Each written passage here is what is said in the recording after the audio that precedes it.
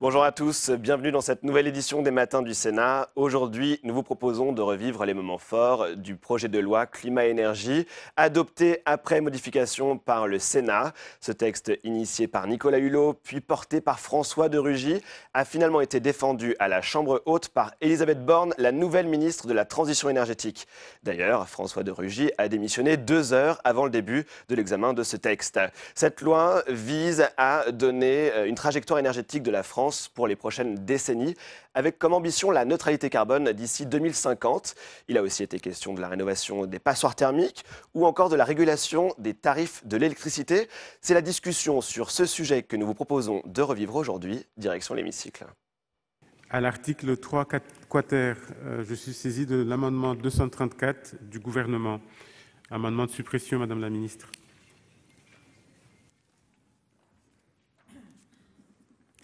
Merci, Monsieur le Président. L'article L. 442-3 du Code de la construction et de l'habitation prévoit déjà qu'une contribution pour le partage des économies de charges ne peut être exigible qu'à la condition qu'un ensemble de travaux ait été réalisé ou que le logement atteigne un niveau minimal de performance énergétique. Le seuil de performance énergétique défini par l'arrêté du 29 novembre 2009 relatif à la contribution du locataire au partage des économies de charges issues des travaux d'économie d'énergie réalisés par un bailleur social est déjà plus ambitieux que le seuil de 331 kWh par mètre carré et par an défini à l'article 3 quater. Donc cet article, finalement, constituerait une régression au regard du droit existant. C'est pour ça que le gouvernement propose la suppression de cet article. Merci, Madame la ministre. Quel est l'avis de la commission ? Monsieur le Président, Madame la Ministre, chers collègues, toujours avec les conséquences d'hier, l'argumentation du gouvernement est surprenante, car elle s'applique de la même manière à la contribution des locataires suite à des travaux d'économie d'énergie dans le parc privé, qui est visé par l'article 3 ter et que le gouvernement a approuvé à l'Assemblée nationale et à l'instant devant nous à l'Assemblée. La Commission a ajouté cet article 3 quater pour maintenir le parallélisme des deux dispositifs dans le parc privé et dans le parc social.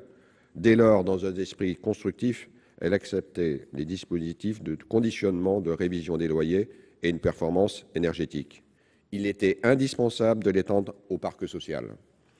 Dans celui-ci, l'impact de l'article sera limité puisque l'USH, seuls 5% des logements sont concernés. Donc c'est un avis défavorable. Si, Monsieur le rapporteur, je mets aux voix l'amendement 234 du gouvernement, avis défavorable de la commission, qui est pour, qui est contre, qui s'abstient, il n'est pas adopté. Nous passons à l'amendement 94 rectifié. Monsieur Dantec. Oui, c'est toujours les mêmes amendements, la date de 2033. En termes de procrastination, est effectivement une date assez redoutable. Donc je propose de revenir à 2028. Je vous remercie. Quel est l'avis de la commission ? Monsieur le Président, Madame la Ministre, chers collègues, l'article 3 quater étend aux bailleurs sociaux les dispositifs de l'article 3 ter et donc applique la même date. Donc c'est un avis défavorable. Je vous remercie. Madame la Ministre, même avis défavorable. Je mets aux voix l'amendement 94 rectifié, 2 avis défavorables, qui est pour, qui est contre, qui s'abstient, il n'est pas adopté. Monsieur Dantec, c'est à vous aussi pour le 95 rectifié. Oui, il s'agit de remettre 2021 au lieu de 2024 pour que quand dans 5 ans nous allons avoir le même débat sur la PPE suivante, nous n'ayons pas juste démontré que nous n'avions rien fait dans le temps de cette PPE. Si, chers collègues, monsieur le rapporteur. Oui, Monsieur le Président. Là, je vais être encore plus bref. On veut garder le parallélisme, donc c'est un avis défavorable puisqu'on souhaite garder le parallélisme des deux dispositifs et de retenir la même date d'entrée en vigueur. Donc un avis défavorable. Merci. Même avis, Madame la Ministre. Même avis défavorable. Je mets aux voix l'amendement 95 rectifié. 2 avis défavorables. Qui est pour, qui est contre, qui s'abstient. Il n'est pas adopté. Je mets aux voix l'article 3 quater. Qui est pour, qui est contre, qui s'abstient, il est adopté. À l'article 3 quinquies, je suis saisi d'un amendement et d'un sous-amendement. L'amendement 235, tout d'abord du gouvernement. Madame la ministre. Merci, Monsieur le Président. L'amendement propose de conserver l'évaluation des quantités d'énergie effectivement consommées ou estimées en énergie primaire et finale, qui figure déjà dans les DPE délivrés au vu de la réglementation en vigueur, mais de supprimer la double étiquette en énergie primaire et finale pour la classification du bâtiment en fonction des valeurs de référence, donc les étiquettes A à G, ainsi que la mention des dépenses d'énergie réelles du dernier occupant. Une double étiquette sur la consommation en énergie du bien, en énergie primaire et en énergie finale risquerait en effet de créer beaucoup de confusion chez les particuliers. Pour un DPE d'un logement chauffé au gaz, les deux étiquettes seraient identiques, contrairement à l'électricité où elles seraient très différentes, sans que l'explication de cet écart soit directement compréhensible pour le ménage. Pour les dépenses réelles d'énergie, il sera souvent très difficile pour le bailleur d'obtenir des informations de la part du locataire, ce qui rendrait l'obligation impossible à respecter. En outre, les dépenses réelles sont non seulement liées à la performance du bâti, mais peuvent aussi dépendre du comportement des occupants. Voilà, donc c'est le sens de cet amendement. Merci, Madame la ministre. Le 483, Monsieur le rapporteur, et en même temps l'avis pour celui du gouvernement, s'il vous plaît.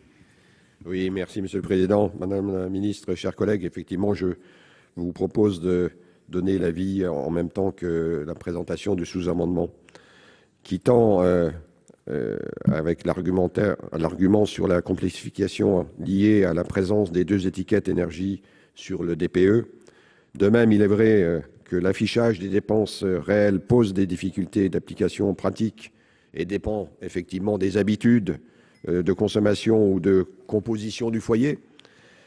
Et donc, le sous-amendement, en revanche, propose à la Commission que le DPE doit être le support d'information pour la présentation des montants des dépenses théoriques, qui est par ailleurs prévu par le gouvernement lui-même à l'article 3 septies dans les annonces de vente ou de location. Donc, c'est l'objet de ce sous-amendement et c'est un avis favorable si, bien sûr, le sous-amendement est accepté par le gouvernement. Merci, Monsieur le rapporteur. Madame la ministre, favorable au sous-amendement. Madame Lienemann, pour explication de vote. Nous voterons cet amendement, mais j'avais insisté hier sur la complexité du calcul du DPE. Parce qu'aujourd'hui, vous avez le ministère du Logement travaille sur une modification des DPE en essayant de modifier le coefficient pris en compte d'un côté pour le gaz, de l'autre pour l'électricité. Autant dans le neuf, il me paraît normal que l'électricité puisse être à nouveau privilégiée, parce qu'on sait maintenant qu'ils consomment beaucoup moins de choses, donc l'électricité est bien adaptée, et par ailleurs, ça fait une économie de charge, puisqu'au lieu de payer 2 abonnements de compteur, vous n'en payez qu'un.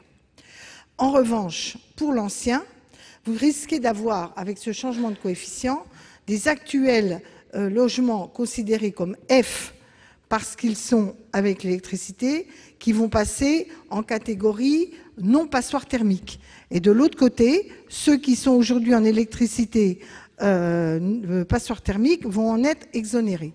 C'est très important parce que c'est l'équilibre des filières de production qui sont en compte. Donc moi, je vous demande, Madame la Ministre, de bien veiller à ce que, pour l'ancien, on ne se retrouve pas avec des logements qui passent de l'un à l'autre de manière inconsidérée et que par ailleurs le tout électrique ne me paraît pas non plus dans la longue durée la bonne solution, d'autant que la filière gaz n'est pas qu'en énergie, si on injecte du gaz vert, n'est pas qu'en énergie fossile. Donc en tout cas ce sujet est très sensible, notamment pour le parc social, mais surtout pour la lisibilité de nos concitoyens. Je pense qu'il faut qu'on ait des coefficients avec des phases de transition. Merci, chers collègues. Je mets d'abord aux voix le sous-amendement de la Commission avec avis favorable du gouvernement. Qui est pour? Qui est contre? Qui s'abstient? Il est adopté. Et ensuite l'amendement du gouvernement avec l'avis favorable de la Commission. Même vote. Même vote. Il est adopté. Et l'article 3 quinquies est ainsi rédigé. Après l'article 3 quinquies, je suis saisi de l'amendement 364 rectifié. Monsieur Roux. Merci Monsieur le Président, Madame la Ministre, Mesdames, Messieurs, mes chers collègues. Cette année, pour la première fois, les épreuves du brevet du collège ont été reportées pour cause d'épisodes caniculaires sévères. La canicule et plus encore l'inadaptation des bâtiments et bâtiments scolaires ont eu des conséquences sur l'ensemble du territoire et pour des secteurs économiques différents. Pour prévoir ces épisodes amenés à durer, le bâti devra lui aussi faire preuve d'adaptation et de résilience. C'est ce que nous proposons à travers cet amendement. Merci, chers collègues. Quel est l'avis de la commission? Oui, Monsieur le Président, Madame la Ministre, chers collègues, je vais faire la même réponse qu'hier, parce qu'effectivement, c'est un vrai sujet. Mais notre problème, c'est pour ça qu'on considère qu'il est prématuré de l'intégrer au Code de la construction et de l'habitation, c'est que la définition du confort thermique, aujourd'hui, n'existe pas juridiquement. Donc il faudrait la consolider. Je ne dis pas que le point que vous soulevez n'a pas d'intérêt, mais il est prématuré de le faire à cet instant. Donc c'est un avis défavorable, mais tout l'intérêt quand même de la question que vous posez. Merci, Monsieur le rapporteur. Quel est l'avis du gouvernement? Merci, Monsieur le Président. Donc, je mesure que nous n'avons peut-être pas suffisamment travaillé avec le rapporteur parce que nous sommes en train d'y travailler, notamment dans la perspective de la réglementation thermique qui prendra la suite de la RT 2012. Donc, le gouvernement est favorable à cet amendement. Madame la Ministre, je mets aux voix l'amendement 364 rectifié. Avis défavorable de la commission, avis favorable du gouvernement. Qui est pour? Qui est contre? Qui s'abstient? Il est adopté. À l'article 3 septies, je suis saisi d'un certain nombre de demandes de parole. Tout d'abord, Jean-François Husson. Notre collègue Jean-François Husson n'est plus là. Roland Courteau, s'il vous plaît. Merci, Monsieur le Président. Oui, je ne suis pas convaincu du tout par cet article 3 septies et par la stratégie qui nous est proposée. Elle reporte en effet l'obligation de travaux à des échéances trop lointaines en multipliant de surcroît les exceptions. On nous dit, et c'est la vérité, qu'il y a urgence climatique.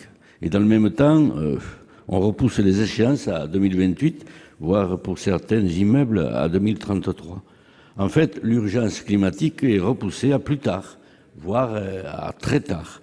Ce qui me conduit une fois de plus à regretter que notre amendement, qui visait à demander à l'État de lever un grand emprunt, se soit vu opposer l'article 40. Dommage par ailleurs que l'on n'ait pas proposé un plan d'envergure qui permette d'agir vite, fort et plus massivement. Cela aurait évité que ce texte soit qualifié d'occasion manquée. Et pourtant, l'intérêt d'un tel plan est quadruple, voire quintuple. Économie d'énergie et lutte contre la précarité énergétique. Réduction de la facture énergétique de la France, qui se chiffre en milliards, en dizaines de milliards. Réduction des émissions de gaz à effet de serre, c'est bon pour la planète. Et enfin, un accroissement de l'activité du secteur du bâtiment et donc un gisement d'emplois.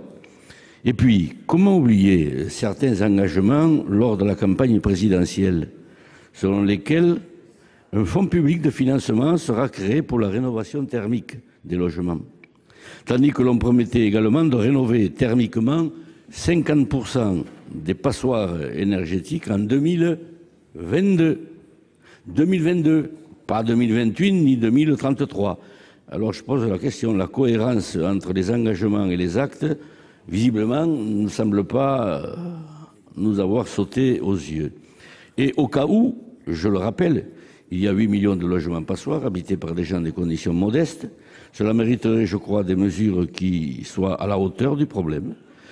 Certaines autres mesures, je le reconnais, qui nous sont proposées sont intéressantes, certes, mais ne sont pas à la hauteur de la situation et ne permettront pas, à court et moyen terme, de rénover les fameux 500 000 logements par an, un objectif d'ailleurs que jamais nous n'avons atteint. Merci, chers collègues. Monsieur Canvet. Merci, Monsieur le Président, Madame la Ministre, chers collègues, puisque cet article évoque la performance énergétique et l'information des bailleurs. Il me faut vous dire que sur le terrain, très concrètement, beaucoup de nos concitoyens sont aujourd'hui submergés par des tas d'appels téléphoniques, plusieurs fois par jour, pour proposer l'isolation pour quasiment rien des maisons. L'isolation à 1 € des maisons. Il y a des gens qui, me dit-on, reçoivent 5 à 10 appels par jour. C'est tout à fait conséquent et donc une démarche proactive extrêmement forte d'un certain nombre d'opérateurs. Et puis, samedi dernier, je rencontrais des gens qui me disent ma voisine a fait l'isolation de ma maison pour sa maison pour 1 €. Ça a été fait par des Moldaves. Et puis, je me suis dit, ça ne coûte rien, donc je vais le faire aussi. Simplement, ça n'a concerné que le sous-sol parce que au-delà, il y a des conditions de ressources et donc ce n'est pas acceptable. Et la personne qui me le disait, donc a fait faire les travaux il y a 15 jours. Donc il y a 2 Ukrainiens qui sont venus chez elle, chez la personne, pour faire l'isolation du sous-sol. Un était étudiant en architecture, l'autre étudiant dans des études d'avocat. Ils logeaient à 150 km de là. Ils sont venus, ils ont fait l'aménagement du sous-sol, donc l'isolation, et sont repartis faire un autre chantier à 100 km plus loin. Donc je présume que pour un coût extrêmement élevé, pour les certificats d'énergie, un coût modeste pour le propriétaire des locaux, eh bien, l'isolation du sous-sol a été faite. On ne s'est pas préoccupé du reste de la maison. L'inquiétude que l'on peut avoir quand on voit qui réalise les travaux, c'est de savoir si à l'automne, il n'y aura pas des problèmes, parce que le fait d'isoler le sous-sol sans se préoccuper de savoir s'il y a des bouches d'aération ou tout autre système d'évacuation risque d'entraîner des difficultés pour les gens à l'automne. Donc je voulais appeler l'attention du gouvernement sur ce que l'on observe actuellement sur le terrain et qui pose véritablement problème à beaucoup de nos concitoyens. Merci, cher collègue. Madame Lienemann. Cet article a une vertu, c'est de dire on va obliger à une certaine date de ne plus avoir de logement qui dépasse les 330 kWh par mètre carré. Cette vertu, elle est bien, sauf que les délais et les dérogations, les délais trop longs, les dérogations trop vastes. Parce que justement, le problème des dérogations qui nous ont proposées là sont justement les endroits où il y a le plus de fragilité thermique. Les OPH, les renouvellements de centre-ville, etc. Et donc, dans cet endroit-là, il me semble au contraire qu'il faut ne pas mettre ces dérogations sauf le cas architectural, alors j'ai expliqué Chenonceau ou autre, mais globalement, de toute façon, il n'est pas mis en location. Mais indépendamment de ça, il peut y avoir des dérogations architecturales.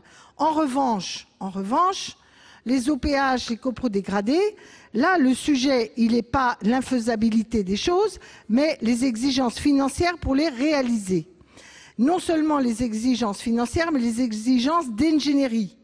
Moi, je crois, j'en ai parlé hier, il faut qu'on mette un système qui permette de mettre dans les copropriétés un portage collectif de la remise en état des passoires thermiques, étalé comme on le fait pour les OFS pour le foncier, avec des prêts très longue durée de la Caisse des dépôts et consignations.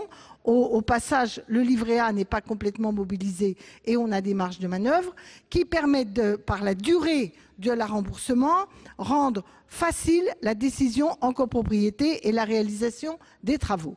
Je donne cet exemple pour dire que dans le cadre de cette loi, nous souhaitons que l'objectif de 330 kWh soit avancé, que les dérogations soient limitées et qu'ensuite, comme le disait M. Grémillet, on se mette dans une situation au moment de la loi de finances de répondre avec les financements dans la durée pour atteindre ces objectifs. Merci, cher collègue. Monsieur Dantec. Oui, on est évidemment au cœur du sujet. C'est extrêmement décevant, tel que marqué le dispositif. On pourrait reprendre chaque alinéa, mais de ce qu'on comprend, c'est qu'il faudrait, il n'y a qu'à Faucon, qu'en 2028, et là qu'on se laisse 10 ans, là par contre c'est effectivement le délai logique, qu'on n'excède plus le seuil de 330. Mais si on regarde l'alinéa 15, on se dit, mais en fait, ça veut juste dire que au 1er janvier 2008, en cas de vente ou de location d'un bien immobilier à usage d'habitation dont la consommation énergétique excéderait encore ce seuil, le non-respect de l'obligation définie au 1 est mentionné dans les publicités relatives. C'est-à-dire, donc, ça veut dire qu'on a dit en 2028, le 330, c'est fini, mais si vous ne l'avez pas fait, on le dira quand vous vendrez en 2028. Très honnêtement, On fait parfois des lois bavardes et des lois peu efficaces, mais enfin là, quand même, cet article, c'est un peu le pompon. Autre élément extrêmement questionnant, c'est quand même l'alinéa 6. Aux bâtiments pour lesquels le coût des travaux pour satisfaire cette obligation est manifestement disproportionné par rapport à la valeur du bien. Donc là, dans ce cas-là, ça ne s'applique pas. Ça veut dire quoi, disproportionné ? Là, je pense qu'il aurait fallu quand même que l'État soit beaucoup plus précis et qu'on ait cette discussion financière. L'argent aujourd'hui n'est pas cher. La BCE a beaucoup d'argent. On pourrait même peut-être avoir des taux négatifs quelque part, qui fait que dans tous les cas, on serait gagnant, même sur des prêts de très long terme. Donc l'ingénierie financière, je rejoins évidemment ce qu'a dit Marie-Noëlle Lienemann, est au cœur du sujet, mais tout ça n'est pas traité dans cet article clé. Donc c'est un article de bonnes intentions, dont la seule finalité coercitive, c'est de dire en 2028, si vous ne l'avez pas fait, on le dira. Merci, chers collègues. Je suis à présent saisi de cet amendement faisant l'objet d'une discussion commune. Nous allons commencer par le 31 rectifié bis de Madame Coste. Merci, Monsieur le Président. Madame la Ministre, mes chers collègues, le secteur du bâtiment représente 45% de la consommation d'énergie et 20% des émissions des gaz à effet de serre.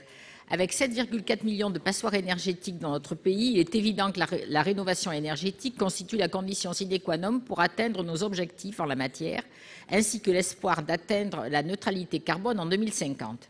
Or, le projet de loi se contente de consacrer l'obligation pour les bâtiments à usage d'habitation de ne pas excéder le seuil de 330 kWh par mètre carré et par an de consommation d'énergie primaire, soit les classes F et G en 2028. Il ne prévoit aucune sanction.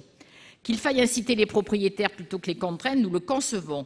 Ce sera le cas d'après le gouvernement dans le cadre du projet de loi de finances. Nous proposons d'ailleurs d'avancer l'entrée en vigueur des mesures incitatives, mention de l'obligation de performance énergétique dans les annonces immobilières, les actes de vente et les baux. En effet, il convient d'informer les concitoyens dans les meilleurs délais. Mais l'incitation ne sera pas suffisante, notamment lorsque le propriétaire n'est pas l'occupant, puisqu'il ne règle pas la facture d'énergie pour son bien énergivore à la fin du mois. Ce sont donc les locataires qui sont financièrement pénalisés et qui continuent d'avoir froid l'hiver et chaud en été. Le présent amendement vise à accélérer le rythme de réhabilitation des passoires énergétiques dans le marché locatif de manière progressive et raisonnable. En 2022, fin de l'allocation des biens immobiliers classés G. Nous aurons au moins un objectif atteint à la fin du quinquennat, car il est bien trop facile de fixer des objectifs pour le prochain, de la même manière qu'il est bien trop facile de laisser les générations futures régler l'urgence climatique. En 2028, fin de l'allocation des biens classés F. Si à cette date, le marché locatif ne propose plus de passoires énergétiques, nous aurons au moins avancé sur ce point. Par contre, si à cette date, nous continuons à avoir des passoires énergétiques en location, cela voudra dire que nos concitoyens vivront encore dans un logement complètement inadapté aux défis du dérèglement climatique. Mes chers collègues, le dispositif proposé n'inclut ni les biens pour lesquels le propriétaire est occupant, ni les biens vendus. Il fixe ainsi un calendrier réaliste, certes moins ambitieux que le programme du président de la République, alors candidat. Rénovation de la moitié des logements passoires dès 2022 et interdiction de la location des passoires énergétiques à compter de 2025. Un fonds public était prévu pour prendre intégralement en charge les travaux des propriétaires les plus précaires. Le présent amendement propose donc une trajectoire à minima pour enclencher une dynamique aujourd'hui au point mort. Je vous remercie. Merci, chers collègues. Le 301 rectifié, Madame Préville, qui est identique. Il est identique, effectivement. Merci, Monsieur le Président. Madame la Ministre, chers collègues. Je commencerai par rappeler que dans notre pays, on compte encore 7,4 millions de passoires énergétiques, c'est-à-dire des logements classés F et G, alors que le secteur du bâtiment représente 45% de la consommation de l'énergie et 20% des émissions de gaz à effet de serre. La rénovation énergétique constitue donc l'un des principaux leviers de la transition écologique et de l'atteinte des objectifs ambitieux que le projet de loi entend fixer. Le rapport du Haut Conseil pour le climat, intitulé « Agir en cohérence avec les ambitions », a relevé que pour les bâtiments, les évolutions structurelles sont trop lentes par rapport à la trajectoire permettant d'atteindre les objectifs de la stratégie nationale bas carbone. Le présent amendement vise à accélérer le rythme de la réhabilitation des passoires énergétiques et n'oublions pas que c'est une nécessité, je le rappelle, pour nos concitoyens aux revenus modestes qui sont locataires dans des passoires énergétiques. Il instaure un objectif intermédiaire, la fin de la location des biens immobiliers classés G en 2022 et je rappelle qu'il affirme clairement l'interdiction de la location de l'ensemble des passoires énergétiques en 2028. Cela ne signifie pas que la fin de ces dernières, puisque le dispositif n'inclut ni les biens pour lesquels le propriétaire est occupant, ni les biens vendus. Je vous remercie. Merci, cher collègue. Le 394 rectifié bis est également identique. Monsieur Decool. Oui, cet amendement de Jérôme Bignon est identique. Il est donc défendu. Je vous remercie. Nous passons à 3 autres amendements identiques des mêmes auteurs, des amendements de repli. Monsieur Gold. Oui, merci Monsieur le Président, Madame la Ministre, chers collègues. Il s'agit d'un amendement de repli donc, par rapport au précédent, en limitant le dispositif aux zones tendues dans lesquelles les propriétaires perçoivent des loyers suffisamment élevés pour faire face aux travaux de rénovation. Je vous remercie. Madame Préville. Merci Monsieur le Président. Il s'agit du même amendement de repli. Merci. Le 302 rectifié et dernier amendement identique de repli, le 395 rectifié bis. Monsieur Decool, vous l'avez défendu. Je vous remercie. Enfin, dans cette liste d'amendements faisant l'objet d'une discussion commune, le 150 de Madame Préville. Il est défendu. Vous remplacez 2023 par 2022. Merci Monsieur le Président. L'urgence climatique et écologique a été inscrite dans ce texte. Celle-ci doit se traduire par des dispositions entrant en vigueur pendant ce quinquennat. Par ailleurs, avancer d'une année l'obligation d'affichage de la non-conformité future des passoires énergétiques sera un signal permettant aux propriétaires d'anticiper bien avant 2028 les travaux à réaliser. Je vous remercie. Merci, chers collègues. Quel est l'avis de la Commission, Monsieur le rapporteur? Oui, merci Monsieur le Président, Madame la Ministre, mes chers collègues. Sur l'amendement 31 rectifié bis, 301 rectifié, 394 rectifié bis, en faisant toujours abstraction du vote hier, la Commission est contre l'interdiction de la mise en location des logements classés G en 2022, car il n'y a pas de solution alternative et il est probable qu'il ne soit pas possible de les rénover dans ces délais. Ce que je vous propose, c'est vraiment d'être ambitieux, d'être réaliste, et la démarche proposée par le gouvernement, Madame la Ministre, dans cet article 7 l'est, et on approuve cette démarche, pédagogie, information, dissuasion et obligation. Et je serais tenté de dire, et j'ai bien entendu ce qui a été évoqué par nos collègues tout à l'heure, aujourd'hui la sanction l'est déjà, puisque le fait que l'on ait introduit l'audit, un propriétaire qui veut vendre son logement dont l'audit est négatif, il ne pourra pas vendre le logement au prix qu'il pouvait imaginer. Il y aura automatiquement une sanction. Soit il fait les travaux, soit il y a une baisse des prix. Concernant, donc ce sont des avis défavorables. Les amendements 32 rectifié bis, 302 rectifié, 395 rectifié bis, là aussi ce sont des amendements de repli, même avis, ce sont des avis défavorables. En plus, en zone tendue, les alternatives sont encore moins nombreuses. Concernant l'amendement 150 de Mme Préville, actuellement, l'article 3 septies prévoit de renforcer l'information dès 2022 en rendant obligatoire l'audit énergétique pour les logements classés F et G et en complétant les DPE au profit des acquéreurs et des locataires. Renforcer cette information en avançant l'obligation d'afficher la non-conformité de la norme future, à mon sens, en tant que rapporteur, et la Commission l'a validé, considère que c'est une bonne idée. Donc c'est un avis favorable. Merci, Monsieur le rapporteur. Quel est l'avis du gouvernement, Madame la Ministre? Merci, Monsieur le Président. Donc on reprend les débats. Enfin, c'est les mêmes enjeux que ceux que nous avons débattus sur ce sujet. Le gouvernement partage l'objectif de fin des passoires énergétiques et de leur rénovation au plus vite, dans une logique aussi bien écologique que sociale. Pour autant, une mesure d'interdiction des logements G dès 2022 apparaît trop brutale, tant que toutes les garanties n'ont pas été mises en œuvre d'atteinte de l'objectif visé. Et donc le gouvernement soutient le principe d'une forme d'interdiction pour les logements les plus énergivores au sein de la classe G à travers des critères de décence. Pour le reste des logements F et G, il semble préférable de travailler à la mise en place de dispositifs opérationnels contribuant ou incitant à la rénovation des passoires énergétiques plutôt que l'inscription d'une date butoir dans la loi. Donc, c'est la position du Gouvernement sur les amendements 31, 301, 394, 32, 302 et 395. Sur l'amendement numéro 150, moi je comprends bien la préoccupation, mais il y a un équilibre délicat qui a été construit lors de l'examen à l'Assemblée nationale que nous ne souhaitons pas bouger. Donc retrait ou sinon avis défavorable. Merci, Madame la Ministre. Je vais mettre aux voix ces amendements. Les trois premiers identiques, 31 rectifié bis, 301 et 394. Deux avis défavorables. Qui est pour? Qui est contre? Qui s'abstient? Ils ne sont pas adoptés. Les trois suivants identiques également, deux avis défavorables, même vote. Même vote. Ils ne sont pas adoptés. Le 150, il y a eu une demande de retrait. Madame Préville ne voulant pas le retirer manifestement. Je le mets aux voix. Deux avis défavorables. Qui est pour? Pardon, excusez-moi. Un avis favorable de la commission, pardon. Un avis défavorable du gouvernement. Qui est pour? Qui est contre? Qui s'abstient? Il est adopté. Excusez-moi.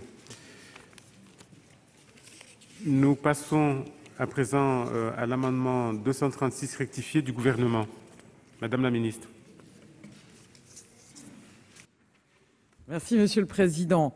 Le présent amendement cible le champ d'application des dispositions sur l'affichage des charges dues à la consommation énergétique sur les biens immobiliers résidentiels, prévoit que l'audit énergétique intègre un scénario permettant de sortir des classes F et G, clarifie l'application aux plateformes numériques, permet de tenir compte des incertitudes sur le calcul des dépenses, supprime la mention des dépenses réelles du dernier occupant et instaure une sanction administrative pour les manquements à l'obligation de mentionner le classement du bien.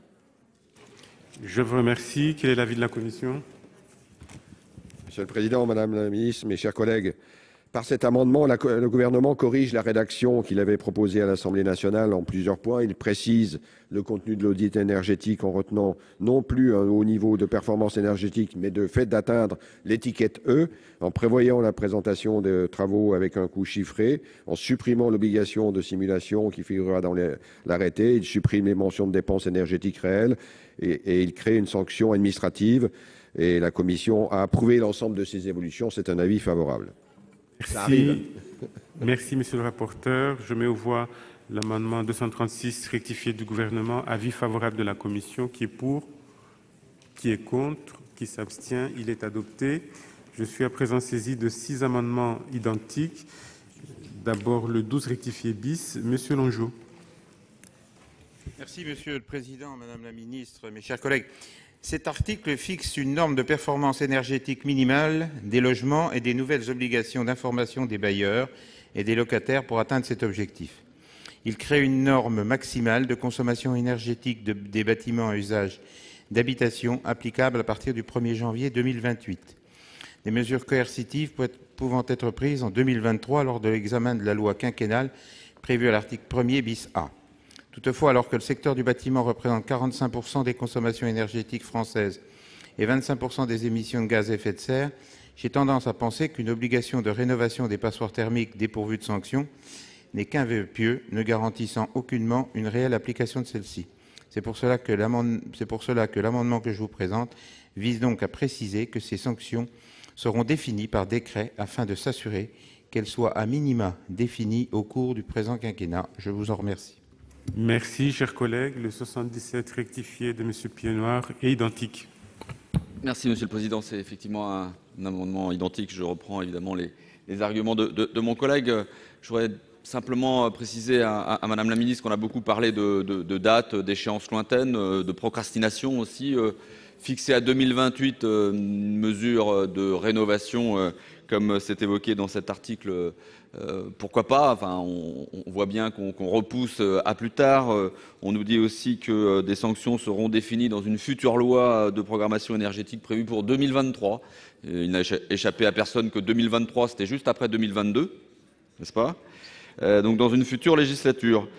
Ça crée vraiment une incertitude. Je voudrais dire que simplement quand le gouvernement met en place des mesures, des changements, par exemple, je ne sais pas, le 80 km/h sur nos routes, bien, il prévoit dans le même temps d'ajuster les radars qui mesurent cette vitesse sur les routes avec des sanctions qui sont claires et un contrevenant de cette limitation de vitesse, c'est exactement à quoi il s'attend, à quoi il s'expose, tant en termes d'amende que de retrait de points. Je ne vois pas pourquoi on ne fixerait pas les choses une bonne fois pour toutes sur bien les sanctions, ou en tout cas les mesures que doit prendre un propriétaire s'il ne se plie pas à ces mesures. Je vous remercie. Merci, cher collègue. Monsieur Courteau pour le 110. On va le dire encore et le répéter, le secteur du bâtiment représente 45% de la consommation d'énergie en France et un quart, et même 26%, des émissions de gaz à effet de serre. Et on va le dire et encore le répéter, le parc immobilier français comporte 7 à 8 millions de passoires thermiques. Et le gouvernement nous indique que les sanctions du non-respect des mesures visant à lutter contre les logements dits passoires thermiques que nous allons voter aujourd'hui seront définies dans le cadre de la future loi de programmation énergétique prévue effectivement pour 2023, oui, effectivement, au lendemain de 2022. Et donc, lors de la prochaine législature. Alors, considérant que cela n'a pas de sens, notre amendement propose de préciser dès à présent que les sanctions seront définies par décret. Merci, chers collègues. Monsieur Gontard, pour le suivant, le 274. Oui, merci Monsieur le Président. Je ne vais pas rappeler tout ce qui a été dit.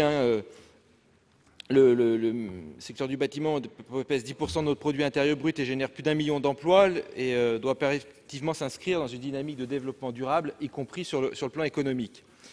Réglementer et transformer les pratiques locatives, c'est envoyer un signal fort aux 390 000 entreprises françaises du bâtiment afin d'encourager l'innovation en faveur de matériaux et solutions constructives. Et c'est redynamiser la filière pour rénover mieux. Sur le plan social, c'est sortir 5,1 millions de ménages du froid et de charges locatives insoutenables. Sur le plan environnemental, c'est acter l'urgence climatique en s'attaquant au secteur des plus énergivores. Certes, chacun ici rappelle qu'il faut instaurer une obligation de rénovation des passoires thermiques, que celle-ci constitue une aberration et chacun brandit son triptyque, incitation, obligation, contrainte. Mais dès qu'il s'agit de l'appliquer effectivement, il n'y a plus de véritable solution et la définition d'une sanction est reportée à 2018, ce qui rend dubitable l'optique que ces rénovations puissent effectivement voir le jour. Pour notre part, nous souhaitons réaffirmer l'urgence à laquelle nous sommes confrontés et les risques de non-aboutissement que suggère le report à une prochaine mandature. Par cet amendement, nous entendons donc sécuriser le principe de sanction en veillant à ce que leur définition ait lieu durant ce quinquennat. Merci. Merci, chers collègues. Et le 319 rectifié, Monsieur Dantec. Oui, j'ai l'impression que cet amendement est assez consensuel sur quasiment tous nos bancs. Et je regrette vraiment l'avis défavorable actuel du rapporteur. Je crois qu'on a dit qu'effectivement, nous cherchions un compromis entre nous pour augmenter l'ambition de cette loi qui aujourd'hui n'est totalement pas efficiente, nous le savons tous, sur la rénovation du bâti. Donc, mettre au moins dans la loi que l'État va préciser les sanctions en 2028 et qu'on ne va pas se contenter d'informations sur ceux qui n'auront rien fait, je crois que c'est vraiment une bonne chose. Donc je pense que cet amendement devrait pouvoir recevoir un avis assez consensuel. Je vous remercie. Et le 397 rectifié bis, Monsieur Decolle. Merci, Monsieur le Président. Cet amendement, dont le cœur a été défendu par plusieurs de mes collègues, eh bien, est défendu. Toutefois, en synthèse, il vise à préciser que les sanctions, si sanctions il y a, seront définies par décret afin de s'assurer qu'elles soient à minima définies au cours du présent quinquennat. Merci, chers collègues. Madame la présidente de la commission, avant le rapporteur.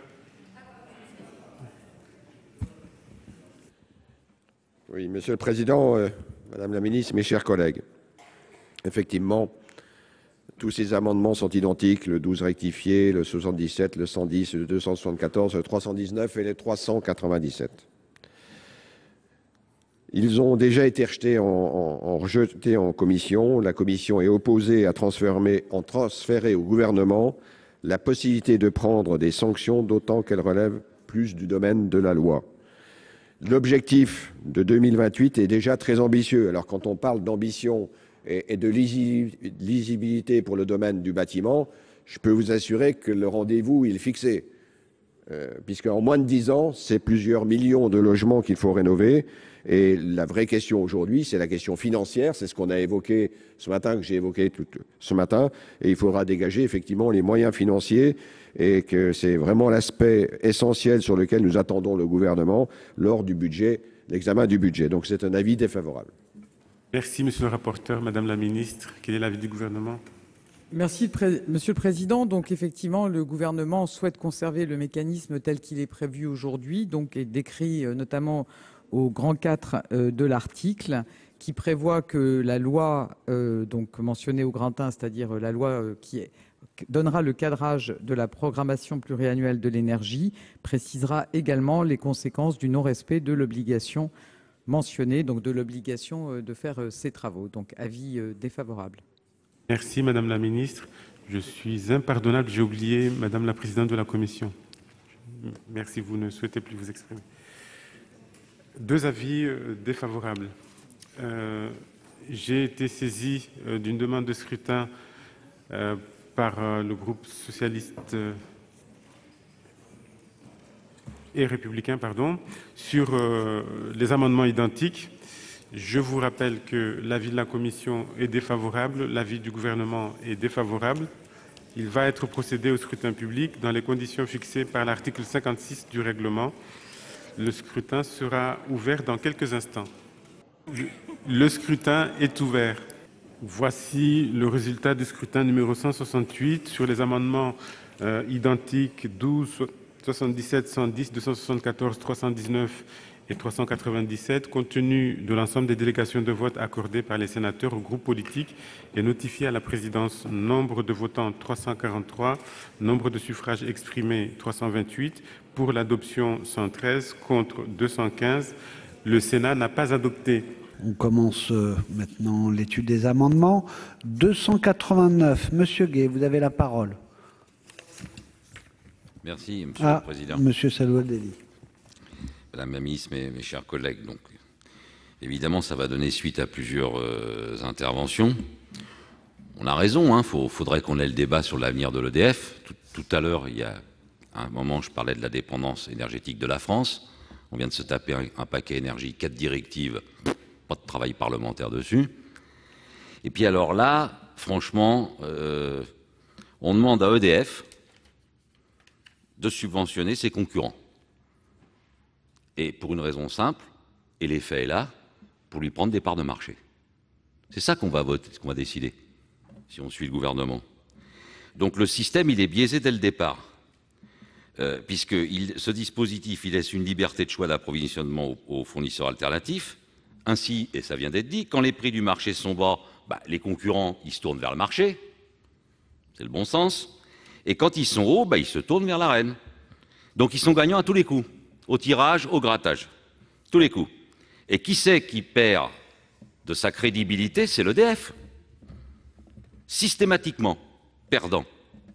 Donc je veux bien, je comprends, notre collègue Husson, il a raison, il faudrait qu'on débatte de l'avenir de l'EDF. On est en train de défaire le débat de l'avenir de l'EDF, puisqu'on est en train de détricoter l'outil historique qu'on avait avec ADF. La Cour des comptes, c'est marrant sur ce sujet-là, d'habitude, il y en a d'autres de mes collègues qui, sur la Cour des comptes, sont vraiment volubiles, on s'y réfère. Alors allons-y, tiens, Cour des comptes. Ne recourir à l'ARENE que lorsque les conditions de marché sont favorables, sans financer le reste du temps les actifs du parc électronucléaire, pèse sur l'équilibre comptable de l'exploitant des centrales et potentiellement sur le financement de leur sécurité. Donc, est-ce que ce système que nous devrions amplifier, aucune étude d'impact, sans visibilité sur le futur de l'opérateur historique EDF. On a quand même une expérience, des collègues sont beaucoup plus près de cette réalité dans leur histoire, dans leur territoire. L'avenir de la sidérurgie. Il y avait une mission d'information sur l'avenir de la sidérurgie. Qu'est-ce qu'elle soulignait? Que l'accès régulé à l'électricité nucléaire historique constitue un mécanisme unique en Europe qui offre une couverture aux industriels en les protégeant des fluctuations du prix du marché. Donc on devrait quand même se servir de cet actif-là. Et alors on nous dit qu'il faudrait voter cet article pour soutenir les entreprises qui n'ont construit aucun moyen de production. Conclure. Vous savez combien? 121 milliards. 121 milliards ont été directs. Donc, Madame la Ministre, moi je veux bien vous entendre, Guerre a répondu tout à l'heure, mais voyez, protéger les Français quand on augmente l'électricité de 5,9%, alors que ça ne correspond pas au coût d'EDF, l'augmentation. Il faut dire la vérité, ça ne correspond qu'à la moitié du coût de l'EDF. Donc on est en train de donner des parts de marché et de détruire complètement l'outil EDF, l'outil public. Merci. Avis de la Commission, monsieur le rapporteur. Oui, Monsieur le Président, Madame la Ministre, mes chers collègues. En supprimant la totalité de l'article, cet amendement supprime non seulement la possibilité de relever le plafond de l'Arenh ou de réviser son prix, mais aussi les ajustements du complément de prix en cas d'atteinte du plafond. Or, ces ajustements ont le mérite de remettre un peu d'ordre dans l'affectation de ces recettes pour éviter toute rémunération indue d'EDF ou de la communauté des fournisseurs. En introduisant en particulier un reversement à la collectivité dont il serait bien dommage de se passer. Pour le reste, je conviens bien volontiers que le relèvement du plafond aurait dû être précédé d'une étude d'impact, Madame la Ministre, ou d'une concertation. Mais nous savons aussi que cette solution de court terme, qui évitera sans doute une prochaine hausse des tarifs réglementés, comme je l'ai dit dans la discussion générale, cela ne nous dispensera pas de faire une réforme globale. Et comme je l'ai dit aussi sur ce sujet, sur la réorganisation envisagée d'EDF, nous serons vigilants pour que cet élément fort de notre patrimoine commun, qui est l'entreprise intégrée EDF, ne soit pas remis en cause. C'est un avis défavorable et puis on reviendra tout à l'heure sur le couplage entre le plafond et le prix. Avis défavorable. Oui, merci. Madame la Ministre, votre avis sur cet amendement? Merci, Monsieur le Président. Donc, nous ne partageons pas la même analyse sur l'intérêt de l'Arenh. Et je voudrais vous redire que malgré les hausses des TRV, le prix de l'électricité en France reste inférieur d'environ 15% à la moyenne des prix TTC de l'Union européenne et encore davantage par rapport à des États membres comparables comme l'Allemagne, l'Italie ou l'Espagne. En Belgique et en Italie et en Espagne, l'électricité coûte plus de 200 € par mégawattheure, soit au moins 15% de plus qu'en France. Et donc sur votre amendement de suppression, évidemment le gouvernement y est défavorable puisque le gouvernement souhaite se donner la possibilité de faire évoluer au niveau réglementaire le plafond de volume et le prix de l'Arenh afin de pouvoir adapter le dispositif compte tenu des contraintes nouvelles posées par l'atteinte du plafond et de sécuriser l'objectif de protection du consommateur final poursuivi par l'Arenh en lui permettant de bénéficier des coûts stables du parc électronucléaire historique et également de tenir compte de l'absence d'évolution des prix de l'Arenh depuis sa mise en place et d'articuler ces évolutions du dispositif actuel avec l'objectif d'une mise en œuvre d'un futur dispositif de régulation du parc électronucléaire qui assure la protection du consommateur et la sécurisation financière de l'outil industriel, tout en accompagnant le développement de la concurrence à l'aval après l'échéance de 2025. Merci. Monsieur Gay, pour explication de vote. Oui, court, mais ça fait 2 heures que je ne parle pas, moi. Merci, Monsieur le Président. Vu l'heure tardive, je vais vous raconter une histoire pour détendre l'atmosphère, et ce sera ma dernière prise de parole. C'est celle que je raconte à mon fils pour lui expliquer le capitalisme. Il a 4 ans. Alors, vous savez quoi? C'est un pâtissier. Il vend les meilleurs gâteaux au chocolat. Il en vend 400 par jour. Et il vend plein d'autres choses, mais les gâteaux au chocolat. Ça lui coûte 8,50 € et il le vend au tarif de 10 €. Parce qu'il se dit que les 400 gâteaux au chocolat, tout le monde y a droit. Et il appelle ça le tarif réglementé du gâteau au chocolat. Et puis un jour, il y a 5 requins qui arrivent et ils lui disent nous, on va vendre aussi des gâteaux. Mais on va prendre un fonds de commerce, mais on ne va pas acheter le four, ni le chocolat, ni la levure, ni les œufs. Tu vas nous vendre les gâteaux. Tu vas nous en donner 100 sur tes 400, au prix de 8,50 €. Voilà, ce que ça te coûte, et nous, on les vendra entre 10 et 11 euros. Voilà. Mais comme tout le monde a besoin des gâteaux au chocolat, quoi qu'il arrive, quand tu auras vendu tes 300 gâteaux au chocolat à 10 euros, peut-être qu'ils viendront chercher les 100 autres entre 10,50 € et 11. Puis 10 ans plus tard, il y a 15 autres requins qui arrivent, et ils disent, bah, nous aussi, on veut vendre des gâteaux au chocolat, parce que du coup, on vend des gâteaux au chocolat, on fait de l'argent, mais en plus, on ne produit rien. Bon, c'est pas mal. Donc, il faut augmenter. Alors, ils disent, ben, on va demander qu'il n'y en ait pas que 100, on en veut 150. Sauf que le pâtissier dit, oui, mais là, les prix, ils ont augmenté pour moi, ça vaut, maintenant, ça me coûte 9,50 €. Ils disent, bon, d'accord, on va te les acheter au prix de 9,50 €, mais ton tarif réglementé du gâteau au chocolat à 10 €, ah, il va falloir le péter, parce qu'il faut qu'on continue à faire de l'argent. Donc, ça serait bien que tu pètes les tarifs réglementés et qu'on les vende tous à 12 €. Ben voilà.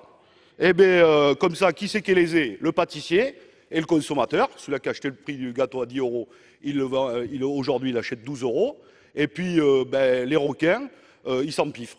Et bien voilà, et bien aujourd'hui, c'est ça la reine. Vous remplacez le pâtissier par EDF, les consommateurs par les usagers d'électricité, et les requins, ça reste les requins, c'est les acteurs de l'alternative. Ben vous voyez, c'est ça la reine. Voilà, donc on ne participera pas à ce débat de dupes, de savoir est-ce qu'il faut déplafonner, augmenter, etc.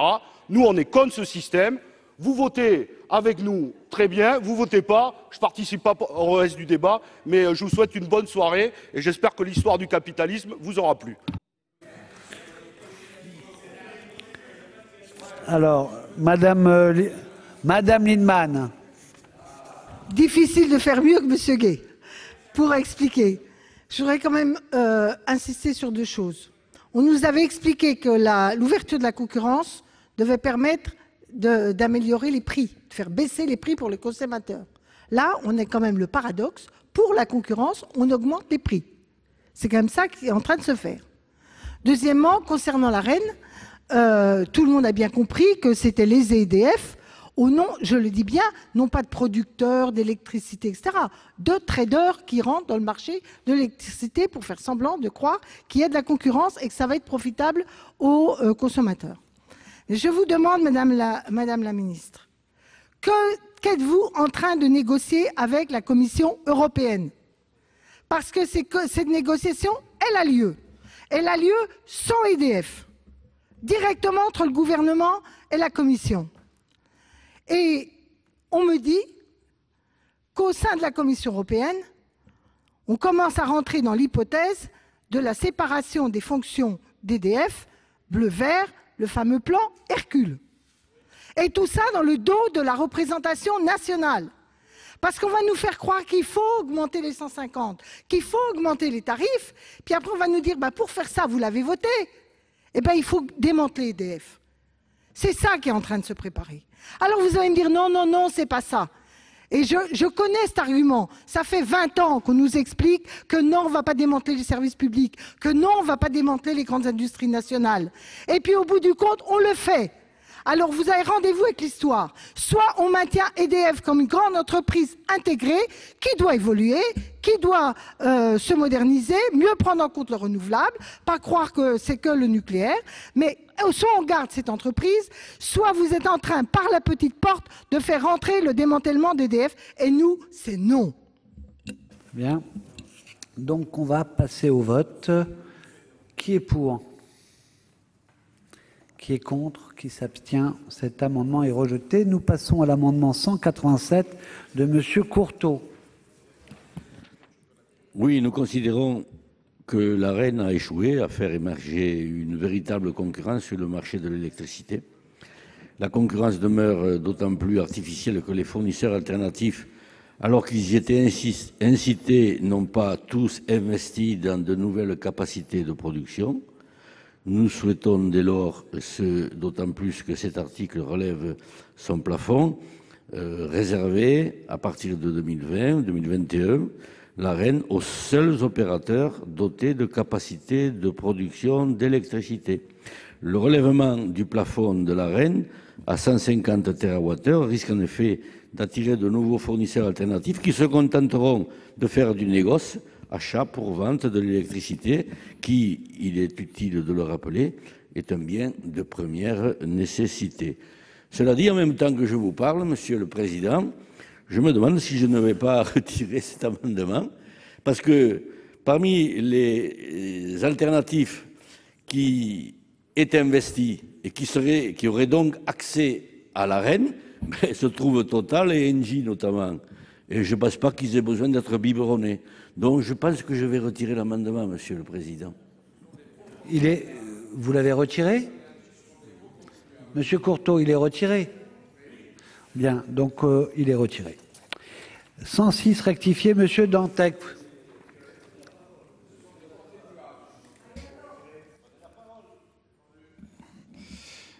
Oui, Monsieur le Président. Cet amendement est sur un autre sujet, mais qui n'est pas non plus un petit sujet. Cet amendement donc contribue à l'information des consommateurs sur les offres de fourniture d'électricité, à leur protection et à la traçabilité de l'énergie produite à partir de sources renouvelables. Les offres dites vertes ne contribuent pas toutes au même niveau à la transition énergétique. Le cumul de l'accès régulé à l'électricité nucléaire historique, l'Arenh, avec des garanties d'origine est une aberration. L'Arenh a été établie pour faire bénéficier aux fournisseurs alternatifs d'électricité de la ronde nucléaire d'EDF, nous en avons parlé. Donc l'approvisionnement à l'Arenh, dont le tarif 42 € est aujourd'hui bien inférieur à celui du marché de l'électricité, encore qu'avec les fluctuations, ça n'est pas toujours le cas, est contraire au principe économique sous-jacent des offres vertes par lesquelles un producteur d'électricité de sources renouvelables vend et un fournisseur achète au prix du marché son électricité. Et sur un autre marché, la garantie d'origine liée à cette même production.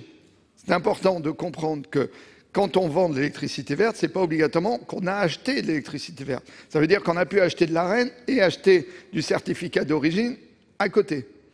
Donc, ce que nous proposons, c'est de limiter le droit de recours à l'Arenh à la part des mix des fournisseurs alimentant des offres commerciales d'électricité grise. Sinon, effectivement, il y a quand même une sacrée entourloupe, puisqu'on peut profiter du tarif de l'Arenh pour vendre beaucoup plus cher en ayant, pour quelques euros, acheté le certificat d'origine à côté. Très bien. Avis de la Commission, Monsieur le rapporteur. Oui, Monsieur le Président, Madame la Ministre, chers collègues. La possibilité de distinguer les différentes catégories d'offres, c'est bien cette demande d'offres vertes, a déjà été introduite à l'article 11 par l'Assemblée nationale et complétée par la Commission pour renvoyer aux travaux en cours de l'ADEME. L'amendement et le sujet qui vient d'être évoqué par notre collègue est largement satisfait par à la fois ce qui a été fait à l'Assemblée et ce qui a été fait au niveau de la Commission. C'est un avis défavorable. Ministre, même avis. Deux avis défavorables. Qui est pour? Qui est contre? Qui s'abstient? Il est rejeté. Et donc nous passons à 5 amendements faisant l'objet d'une discussion commune. Le premier 155, Monsieur Courteau, Madame Préville. Monsieur Courteau. Oui, les alinéas 14 à 19 de cet article proposent de rehausser le plafond de l'Arenh, fixé actuellement à 100 TWh, pour le porter à 150. Nous nous opposons à ce rehaussement qui risque de fragiliser encore plus l'opérateur historique qui traverse déjà des difficultés financières. Nous n'étions pas favorables à la création de l'Arenh par la loi NOM en 2010, qui visait à créer artificiellement une concurrence dans un secteur où le bien produit est un bien de première nécessité. La mise en place de l'Arenh supposait en effet de permettre à des entreprises de faire uniquement du négoce achat pour vente d'électricité, alors que cela avait été depuis toujours interdit. Nous nous opposons d'autant plus à ce relèvement du plafond de l'Arenh que celui-ci est issu de l'adoption en commission d'un amendement du gouvernement, je pense à l'Assemblée nationale, privant ainsi les parlementaires de toute étude d'impact, alors que, comme déjà souligné, l'entreprise traverse une période difficile et que des réflexions sont engagées sur son avenir. Sans étude d'impact, à savoir à quel niveau le prix de l'Arenh sera fixé, ni même sur quelle durée ce nouveau plafond et ce nouveau prix s'appliqueront, alors que l'opérateur devrait subir une réorganisation en profondeur. Ça, c'est le projet Hercule. Nous estimons que cela revient à signer un chèque en blanc qui risque de créer une grande instabilité et compromettre la viabilité de l'entreprise. À cela s'ajoutent les incertitudes européennes, comme le rappelle le rapport d'Anthony Sellier, rapporteur sur le projet de loi à l'Assemblée nationale. Pour rappel, depuis 2012, disait-il, le prix fixé lors de la mise en place du dispositif n'a pas pu être modifié en raison de l'absence d'approbation par la Commission européenne du projet de décret prévoyant ces méthodes d'identification et de comptabilisation des coûts. Si les auteurs de l'amendement se félicitent que le rapporteur ait conditionné le relèvement du plafond de l'Arenh à la révision concomitante de son prix, ce qui lève quelques incertitudes, il n'en continue pas moins de s'opposer à ce déplafonnement à 150 TWh, raison pour laquelle il propose de supprimer les alinéas de 14 à 19. Merci. Amendement du gouvernement 246, Madame la Ministre. Merci, Monsieur le Président. Le présent amendement vise à rétablir la rédaction votée à l'Assemblée nationale en première lecture du grand 2 et du grand 3 de l'article 8.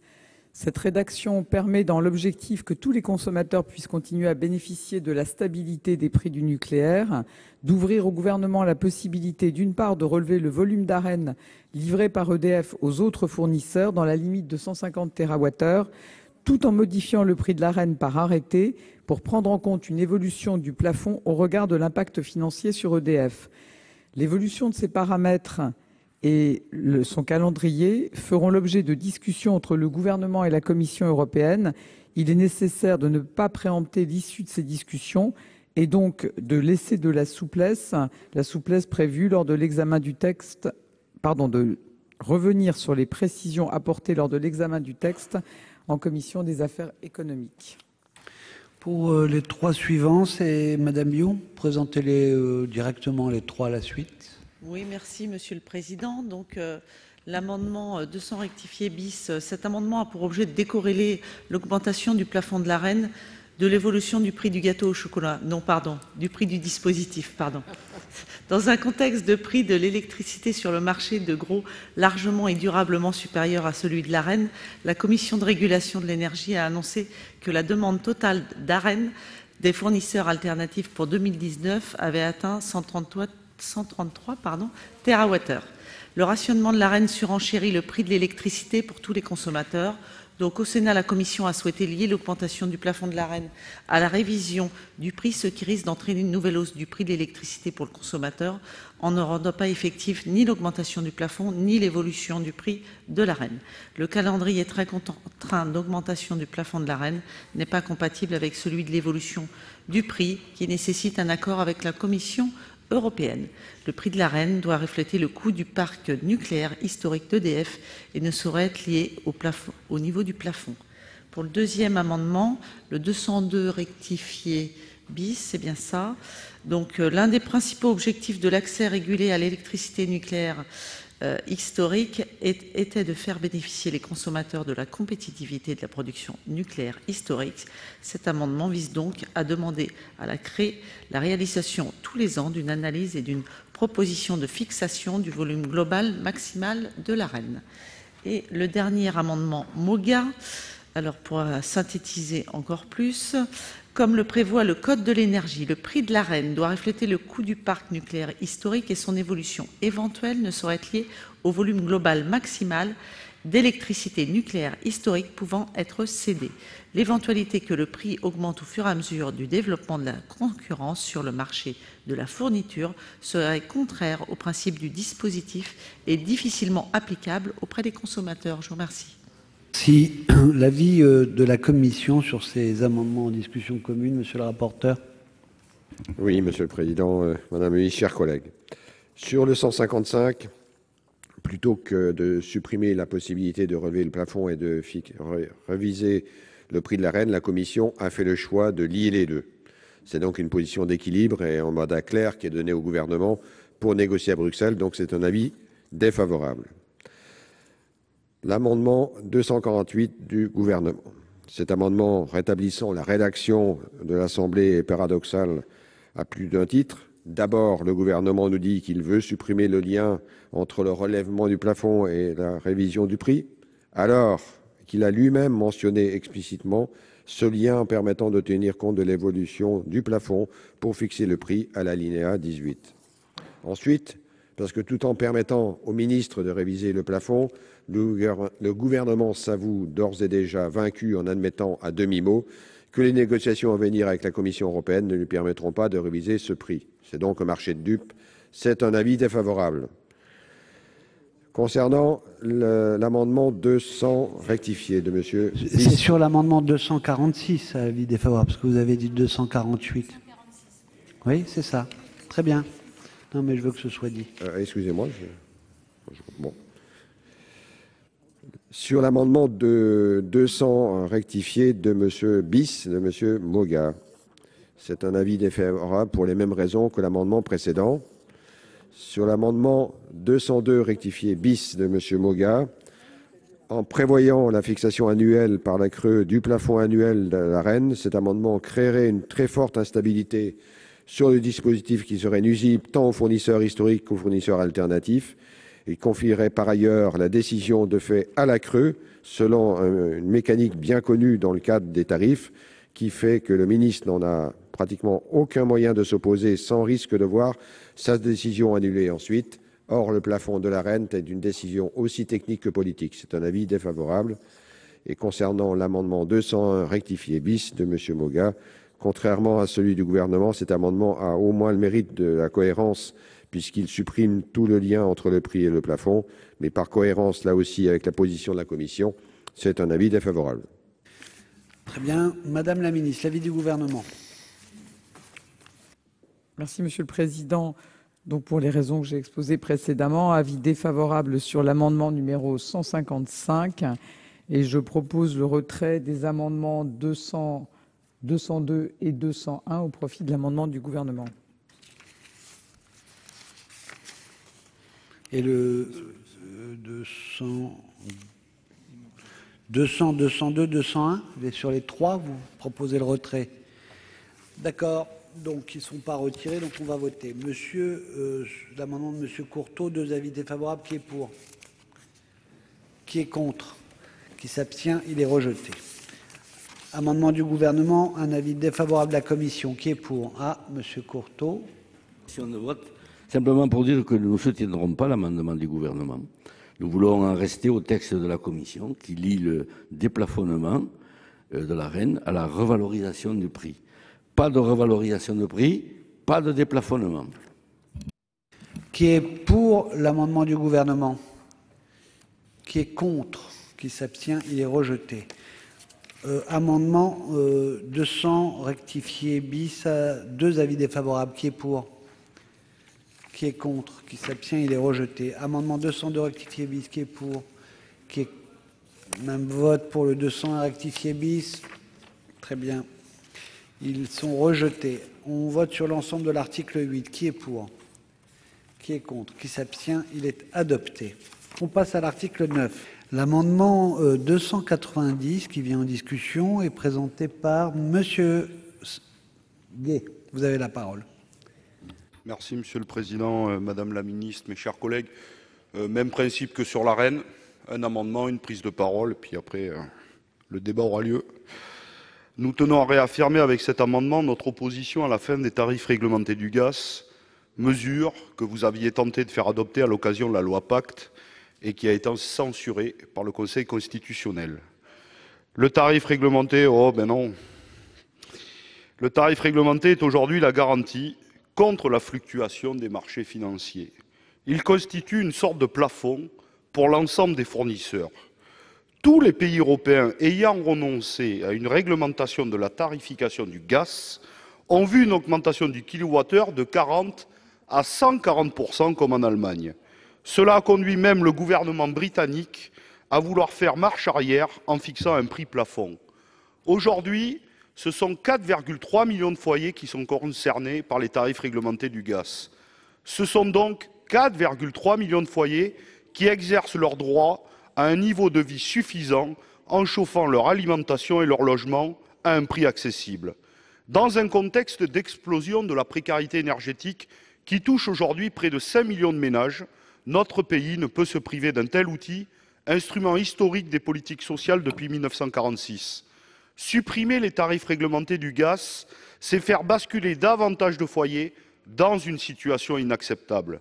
Rien ne garantit par ailleurs que cette suppression puisse créer les conditions de la concurrence. La déréglementation permet principalement le passage de monopoles publics à des oligopoles privés dont ceux qui profitent réellement sont les grands groupes industriels et leurs actionnaires. Que ce soit pour l'État, pour les consommateurs ou pour les tenants d'un marché de l'énergie concurrentiel, cette situation est défavorable. Je vous remercie. L'avis de la commission, monsieur le rapporteur.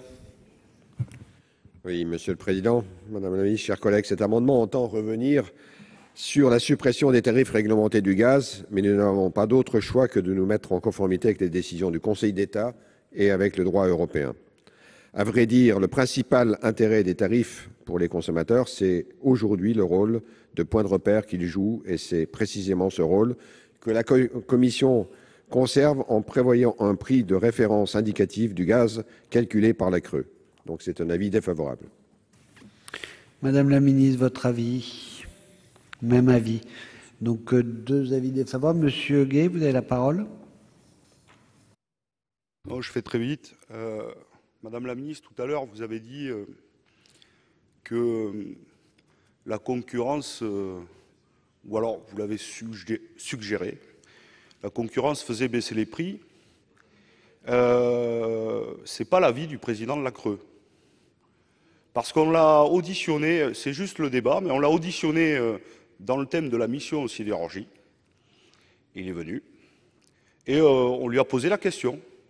Est-ce que la concurrence et la fin des tarifs réglementés, ça va faire baisser le prix de l'énergie? Vous savez ce qu'il nous a répondu?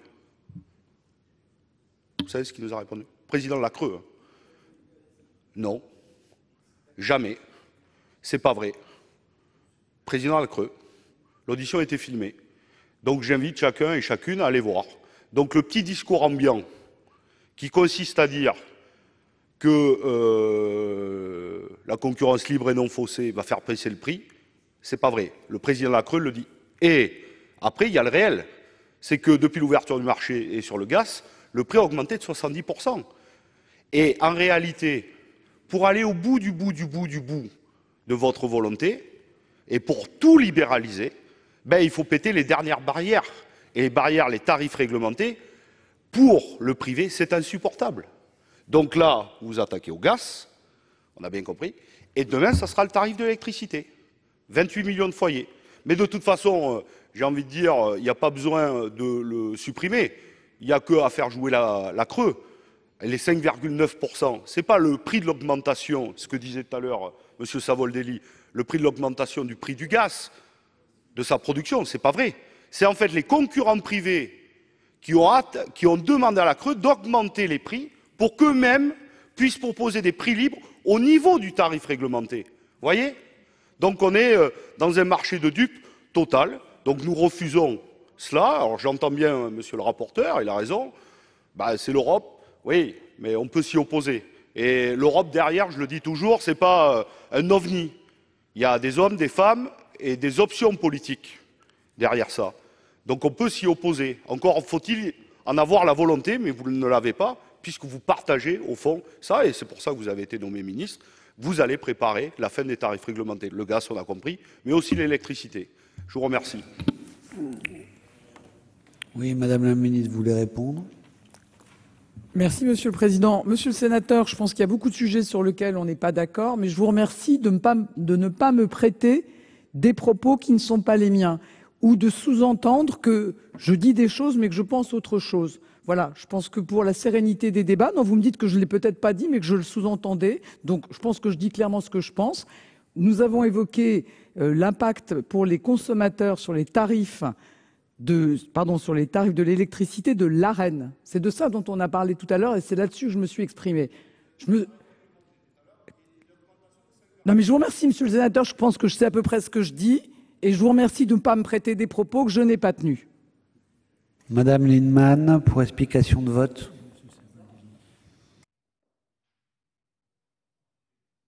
On voit bien qu'on est au bout de cette dérégulation.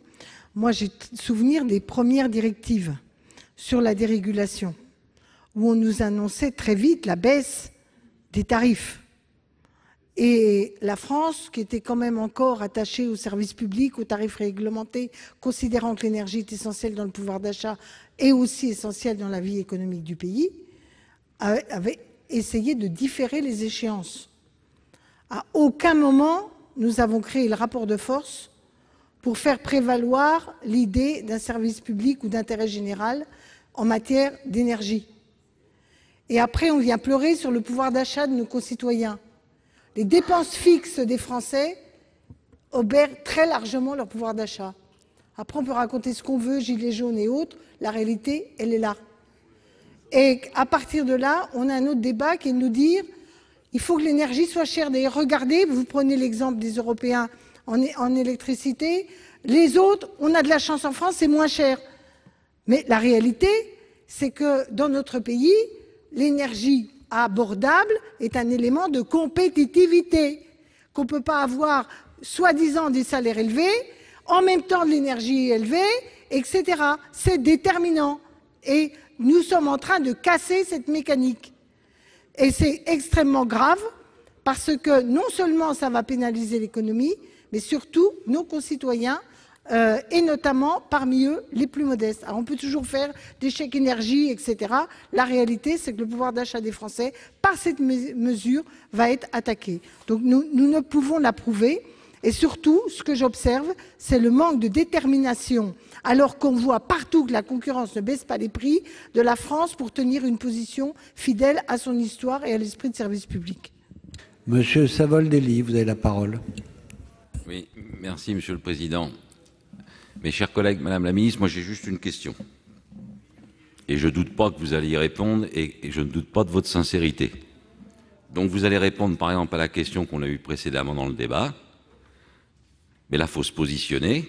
Est-ce que les 5,9% d'augmentation du coût de l'électricité pour les ménages correspondent totalement au coût nécessaire pour EDF? Vous nous dites oui ou vous nous dites non. Si c'est totalement EDF qui est responsable par sa structure et l'outil tel qu'il est aujourd'hui, vous l'assumez et vous le dites. C'est incroyable, Madame Royal? Non, mais il faut répondre à la question, elle est importante. Elle est importante. Parce que là, ce n'est pas une polémique. C'est une demande d'explication. Voilà, comme ça, on n'est pas en train de travestir les propos des uns et des autres. On est sur du factuel. Il y a eu une augmentation, c'est les ménages qui la payent. 5,9, est-ce que ça représente les coûts d'EDF ou ça ne représente que la moitié des coûts de l'EDF? Parce que si c'est que la moitié des coûts de l'EDF, ça va à l'ouverture du marché, Madame la Ministre. Ah oui, mais c'est comme ça, c'est ça la concurrence libre et non faussée. Faut l'assumer. Faut l'assumer. Donc il faut nous répondre oui ou non. C'était une augmentation qui est due à la structure EDF et au coût de production d'EDF. Ou alors, ce n'est pas vrai, c'est la moitié. C'est la question qui était sous-entendue et qui était très, très concrètement posée par le sénateur Fabien Gay. Donc il faut répondre à cette question. On a le droit de savoir ici, les parlementaires. Oui, Madame la Ministre, vous allez répondre. Merci, Monsieur le Président. Vous me posez la question. Je pense que la CRE a eu l'occasion de s'exprimer sur le sujet et de dire que si on était resté sur une formule à partir des coûts d'EDF, on aurait eu 2% d'augmentation de plus. Donc on va voter. Qui est pour? Qui est contre? Qui s'abstient? L'amendement est rejeté. Nous passons à l'amendement. Avant, je dois faire formellement une petite déclaration. Madame la Ministre, mes chers collègues, il est minuit. Je vous propose de prolonger notre séance pour achever l'examen de ce texte et jusqu'à achèvement de ce texte. Il n'y a pas d'observation? Il en est ainsi décidé. Allez, on y va. On maintient ce rythme, s'il vous plaît. 506, Monsieur Grémillet, vous avez la parole. Oui, Monsieur le Président, Madame la Ministre, mes chers collègues, cet amendement permet de graduer les sanctions applicables aux fournisseurs de gaz selon la gravité de manquements constatés. J'ai dit achèvement du texte et pas de la discussion du texte. Bien. Madame la Ministre, votre avis? Favorable. Qui est pour? Qui est contre? qui s'abstient. Il est adopté. Vous avez compris que je disais achèvement de la discussion du texte et pas du texte lui-même. J'ai vu que Madame la ministre en rigolait. 337 maintenant, l'amendement du gouvernement. Merci Monsieur le Président. Donc cet amendement vise à supprimer l'obligation d'information préalable de l'autorité de la concurrence pour les mouvements tarifaires. Le calendrier de ces mouvements ne permet de fait pas de réaliser la consultation de l'autorité de la concurrence 2 mois auparavant. Par ailleurs, les mouvements tarifaires sont déjà soumis à l'autorité indépendante qu'est la CRE. Avis du rapporteur. Oui, merci Monsieur le Président, Madame la Ministre. Chers collègues, cet amendement entend revenir sur une disposition introduite par la loi Macron dans le Code de commerce pour prévoir l'information de l'autorité de la concurrence sur tout projet de révision des prix et des tarifs réglementés, en dérogeant à cette obligation, Madame la Ministre, pour les tarifs du gaz. Même si l'application de cette disposition du Code de commerce peut poser certaines difficultés d'interprétation, on voit mal pourquoi, au détour de ce texte, on procéderait à une exception simplement pour les tarifs du gaz. Si problème il y a, il conviendrait d'évaluer le sujet dans son ensemble et non pas par ce seul petit bout. Par ailleurs, le timing de cet amendement interpelle, Madame le Ministre, puisque son dépôt intervient quelques semaines après que l'autorité de la concurrence a exprimé un avis divergent sur la façon dont il conviendrait de prendre en compte l'atteinte du plafond dans le calcul des tarifs de l'électricité. C'est un avis défavorable. Donc, avis défavorable. Qui est pour? Qui est contre? Qui s'abstient? Il est rejeté. 2 amendements faisant l'objet d'une discussion commune. Madame Préville, vous avez la parole pour le 180.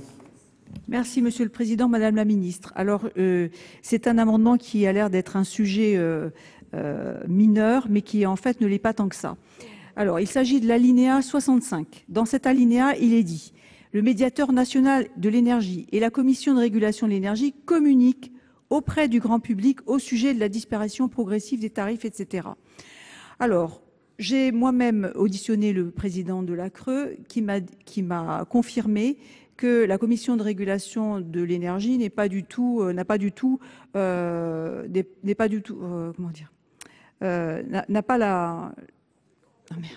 la compétence, voilà, je suis fatiguée aussi, la compétence pour organiser cette communication auprès du public. D'autre part, le médiateur national de l'énergie, certes, a pour fonction, alors je vous dis, de participer à l'information des consommateurs, mais ne peut pas, je pense, prendre en charge cette lourde communication. Alors, et ils n'ont pas les moyens, bien sûr. Il revient, à mon sens, au pouvoir public de mettre en place une véritable campagne d'information pour alerter le grand public sur l'extinction progressive de ces tarifs, ainsi que sur ses conséquences pour les populations. Donc j'attire l'attention sur les conséquences de cette suppression sur les publics fragiles en situation de précarité énergétique qui devraient bénéficier d'une information et d'un accompagnement spécifique, raison pour laquelle je propose la suppression de cet alinéa. Et je peux continuer avec l'amendement qui suit. L'amendement qui suit, le 179. Oui, c'est un amendement de repli. C'est du repli parce que c'est juste de supprimer la commission de régulation de l'énergie dans les 2 organismes qui doivent faire la communication sur ce sujet. Monsieur le rapporteur, votre avis sur ces 2 amendements? Monsieur le Président, Madame la Ministre, chers collègues, je partage tout à fait le point de vue des auteurs. C'est au pouvoir public qu'il revient de communiquer et pas seulement au médiateur ou à la CRE.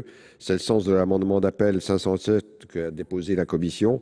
Donc c'est une demande de retrait au profit de l'amendement 507 que je présenterai après. Très bien. Madame la Ministre. Merci Monsieur le Président.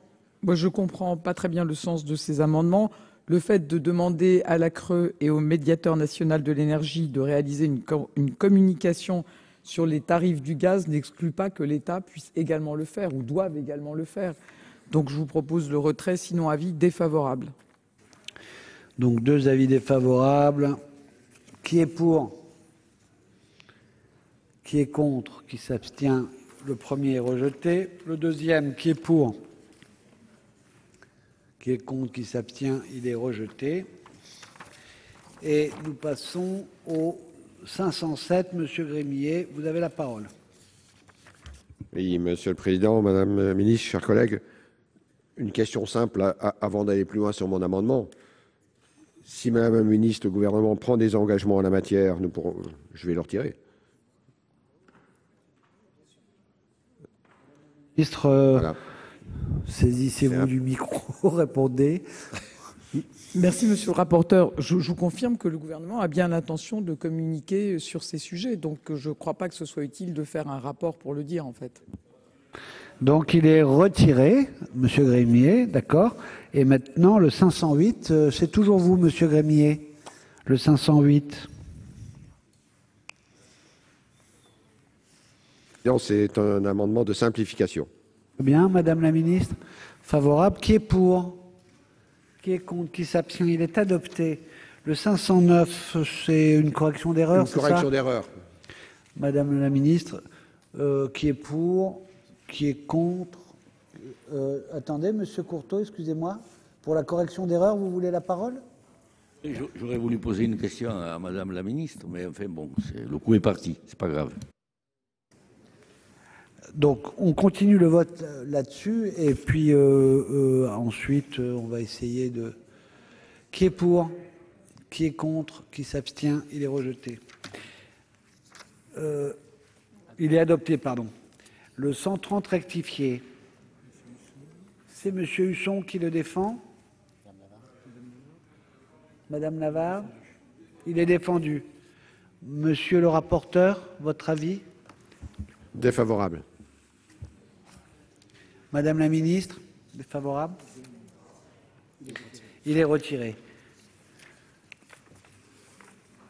Le 24 rectifié, qui le défend? Il n'est pas défendu, personne n'est là. Article 9. Sur l'ensemble de l'article 9. Pardon? Président, j'ai le droit de le reprendre. Oui, si vous voulez. C'est un avis favorable puisque c'est une précision qui m'apparaît bienvenue. Madame la Ministre, favorable aussi. Merci. Qui est pour? Qui est contre? Qui s'abstient? Il est adopté. On vote sur l'article 9. Qui est pour? Qui est contre? Qui s'abstient? L'article 9 est adopté. Voilà pour la discussion autour de cet article sur les tarifs régulés. Le projet de loi climat et énergie a été adopté par le Sénat après modification. C'est la fin de cette émission. Vous pouvez la revoir sur publicsénat.fr. Très bonne suite des programmes sur les chaînes parlementaires.